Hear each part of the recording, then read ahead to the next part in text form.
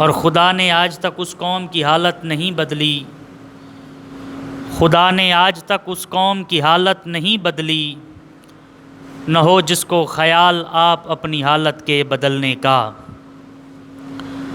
حمد و صلوات کے بعد درود نبی آخر الزماں تاجدار مدینہ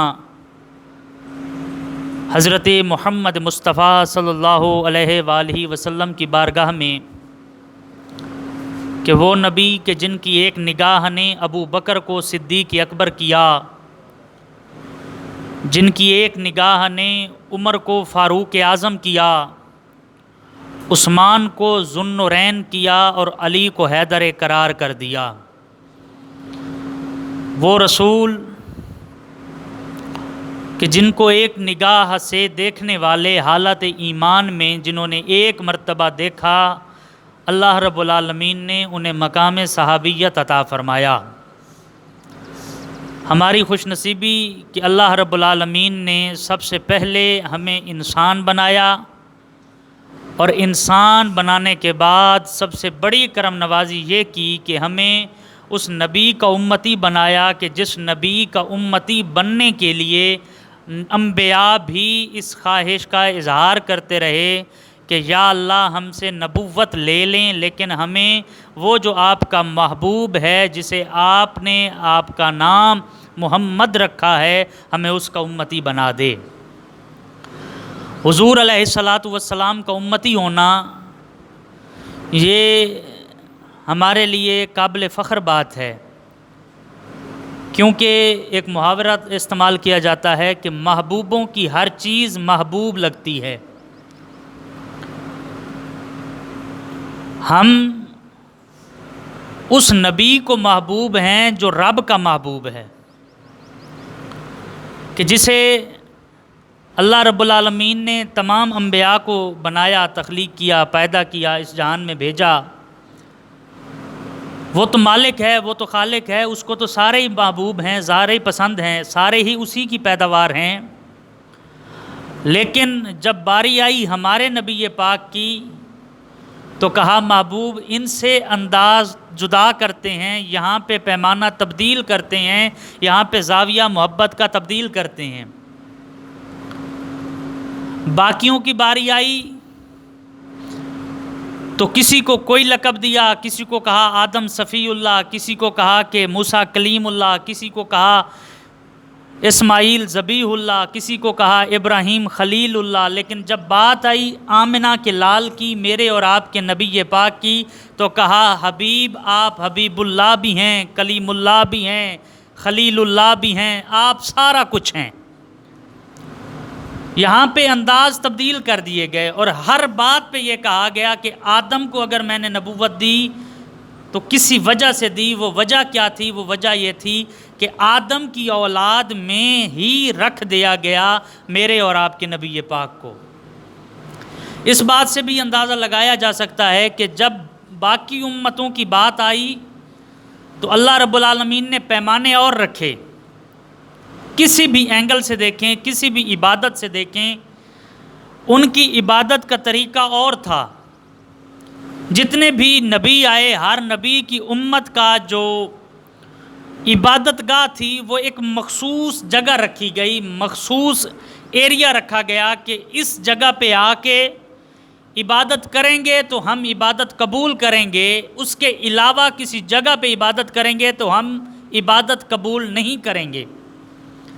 ان کی جو قربانی یا خیرات تھی اس کے لیے زاویہ یہ تھا، اس کے لیے پیمانہ یہ تھا کہ مخصوص جگہ بنائی گئی، کہا گیا کہ جو تم میں سے قربانی کرنا چاہتا ہے یا خیرات کرنا چاہتا ہے وہ اپنا خیرات کردہ مال اس جگہ پہ لائے اور آ کے رکھے۔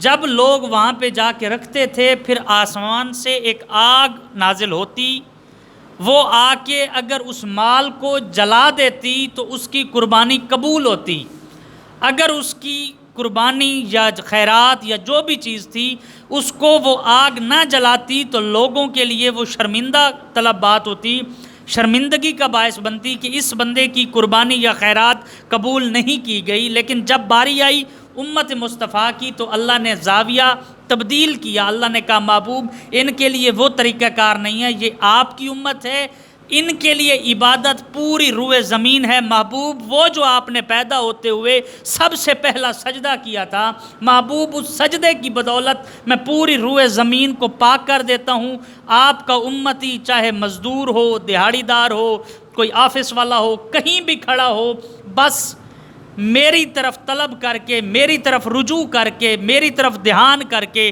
میری طرف توجہ کر کے سر کو جھکا لینا اس کا کام ہے، قبول کر لینا میں رب کا کام ہے. لیکن قربانی کی بات آئی تو یہ نہیں کہا کہ فلاں جگہ پہ آئے رکھے، آگ آئے گی وہ جلائے گی. کہا محبوب یہ امت آپ کی ہے، اور محبوبوں کی ہر چیز محبوب ہوتی ہے. محبوب آپ نے آتے ہی جو کہہ دیا رب حب لی امتی اللہم اغفر لی امتی، یا اللہ میری امت کو معاف فرما، یا اللہ میری امت کو معاف فرما، یا اللہ میری امت کو معاف فرما. محبوب اگر اتنی ہی پسند ہے تو چلو ایسا کرتے ہیں، ان کی جو قربانی ہے یہ کریں بھی خود، کھائیں بھی خود، ثواب ہم دیں گے. کریں بھی خود، کھائیں بھی خود.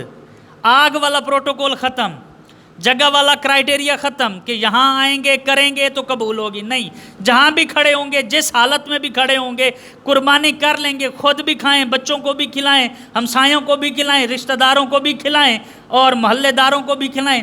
گویا کہ انسان ہی ہے نا. کہا کہ خود کھائیں خود کریں. ہمیں ان کے گوشت کی ضرورت نہیں ہے، خون کی ضرورت نہیں ہے، ہمیں ضرورت ہے تو صرف ان کی نیت کی ضرورت ہے. ہمارے لیے صرف ایک چیز رکھی گی کہ نیت. دوسرے کے لیے نیت بھی تھی، ساتھ اظہار بھی تھا کہ اگر قبول ہوئی تو لوگوں نے کہا کہ بڑی بات ہے جی، کیا بات ہے، اس کا مال حلال کا تھا، قبول ہو گیا. خدا نخواست اگر کسی کا قبول نہیں ہوتا تھا تو وہ بیچارہ شرمندہ ہونے کے وجہ سے گھر سے باہر قدم نہیں نکال پاتا. اور پھر ایک اور پیمانہ تبدیل کیا کہ پچھلی امتوں کے لیے یہ تھا کہ اگر وہ رات کو گناہ کرتے تو دن چڑھنے سے پہلے پہلے ان کی دہلیز، ان کی چوکھٹ، دروازے کے اوپر لکھ دیا جاتا تھا کہ اس نے رات کو یہ والا چاند چڑھایا ہے، یہ والا کارنامہ کیا ہے. لیکن جب باری آئی امت مصطفیٰ کی، جب باری آئی رحمت للعالمین نبی کی، تو کیا کہا محبوب اگر یہ آپ کی امت ہو اور آپ کی امت کے ساتھ ایسا کروں، محبوب مجھے زیب نہیں دیتا، مجھے زیب نہیں دیتا. آپ بھی ان میں موجود رہیں اور میں ان پہ عذاب نازل کروں، محبوب یہ میری شان کے خلاف ہے.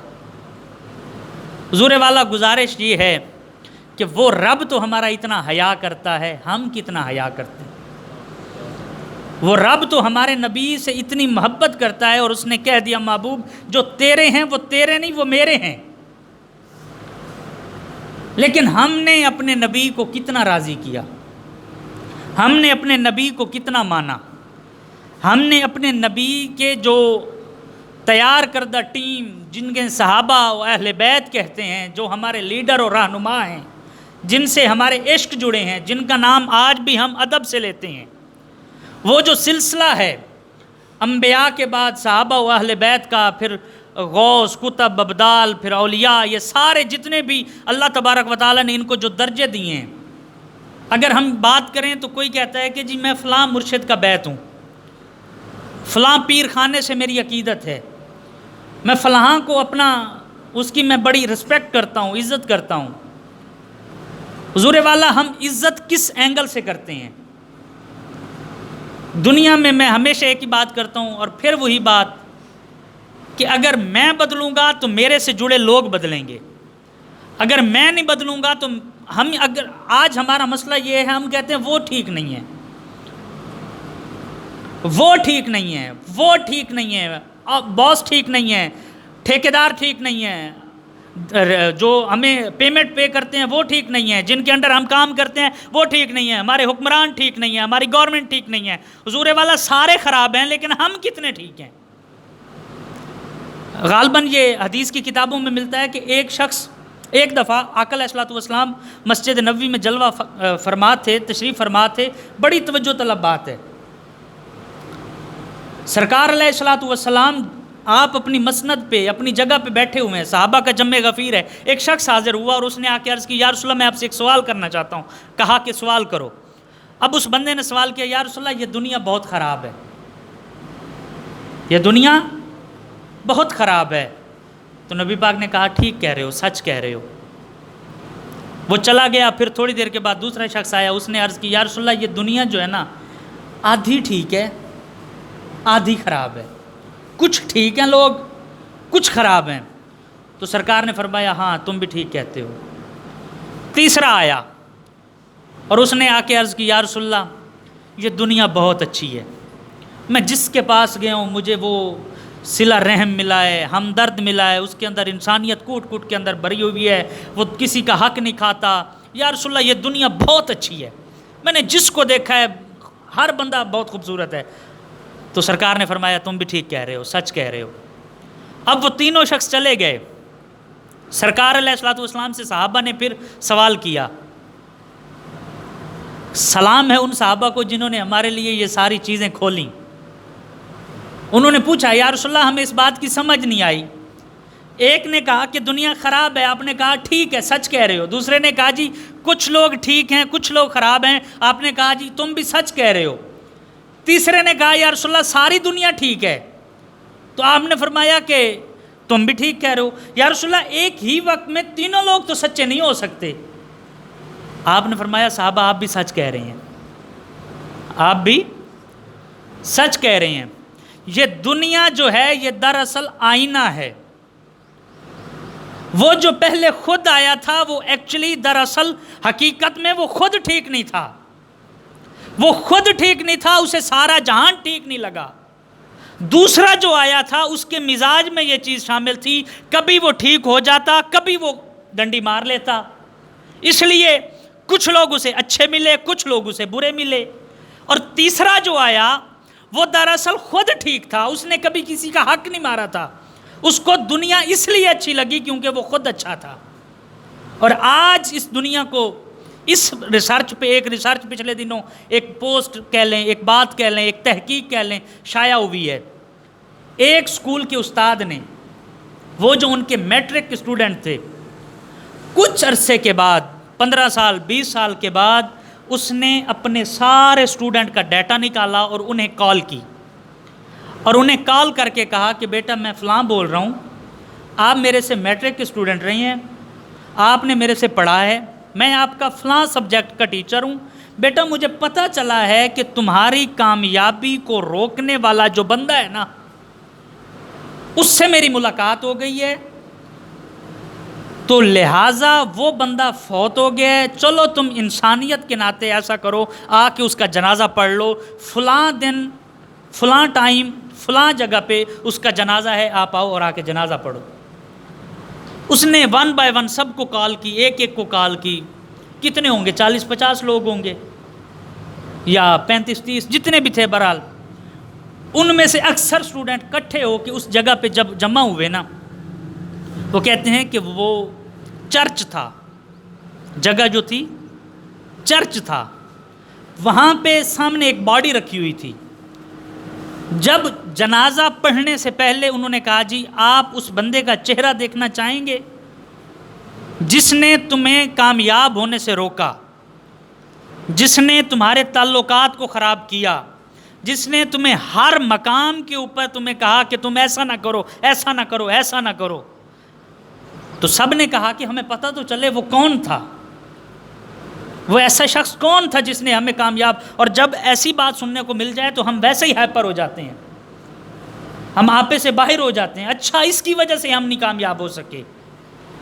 تو کہتے ہیں کہ جب وہ کپڑا ہٹایا گیا تو نیچے کوئی باڈی نہیں تھی بلکہ ایک شیشہ آئینہ رکھا ہوا تھا، اور ہر اسٹوڈنٹ نے جب اپنا چہرہ دیکھا تو پھر استاد نے انہیں کہا کہ بیٹا تمہیں کسی اور نے کامیاب ہونے سے نہیں روکا سوائے تمہارے اپنے. حضور والا آقا علیہ الصلوۃ والسلام کو ہم اپنا لیڈر مانتے ہیں، ہم اپنا نبی مانتے ہیں، ہم اپنا پیغمبر مانتے ہیں، اور ہماری شفاعت ان پہ ہے، ہم سارا کچھ انہی پہ انحصار کرتے ہیں، منحصر ہیں. لیکن ہم ان کی زندگی کو اپنی زندگی میں لے کے نہیں آتے. ہم نے اپنی زندگی میں ان کی زندگی کو پڑھا نہیں ہے کہ سرکار نے زندگی کیسے گزاری۔ اب ایک چھوٹی سی مثال دیتا ہوں۔ آقا علیہ الصلوۃ والسلام کا میں بڑھیا عورت حاضر ہوئی اور اس نے آ کے عرض